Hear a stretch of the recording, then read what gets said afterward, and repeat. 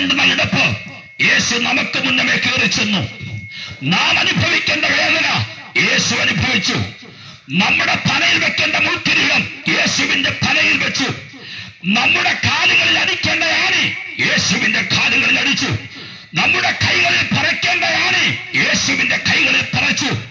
നമ്മുടെ ശരീരം തല്ലി കീറേണ്ട സ്ഥാനത്ത് യേശു തന്റെ ശരീരത്തെ ഏൽപ്പിച്ചു കൊടുത്തു, തല്ലി കീറുവാൻ വേണ്ടി. നമ്മൾ അനുഭവിക്കേണ്ട സകലവും യേശു തന്നെ താൻ ഏൽപ്പിച്ചു കൊടുത്തു.